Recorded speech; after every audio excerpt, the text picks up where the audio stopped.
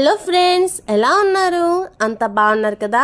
ఈరోజు కూడా మీ variety kit ఒక వెరైటీ రెసిపీతో వచ్చేసింది. పాతకాలం పద్ధతితో చేపల కూర చేసేద్దాం. అదే కదా పర్ఫెక్ట్ అయిన రుచిని ఇస్తుంది. ఇప్పుడు మసాలాలతో మనం టేస్ట్ని మార్చేస్తున్నాం, కానీ అసలైన టేస్ట్ అయితే ఇలానే ఉంటుందని మన ఓ బేబీ మూవీలో లక్ష్మి గారు చెప్పారు కదా. మరి అలాగే చేసేద్దాం. ఉల్లిపాయ, పచ్చిమిరపకాయ, చింతపండు పులుసు, అలాగే కల్లు ఉప్పు, హాఫ్ స్పూన్ కారం ఎలా చేసుకోవాలనేది మరి మన వెరైటీ కిట్టీలో చెప్పేశాను కదా. సో ఆ కారం అయితే ఎక్కువ మసాలాలు అవ్వకుండా ఉంటుంది. అలాగే అప్పుడే చేసి పెట్టుకున్న అల్లం వెల్లుల్లి పేస్ట్, అలాగే మంచు నూనె పర్ఫెక్ట్గా కలిపేసుకొని చింతపండు పులుసు పోసేసి పొయ్యి మీద పెట్టేయండి. కుత్తలాడుతూ చక్కగా ఉడికిపోతుంది.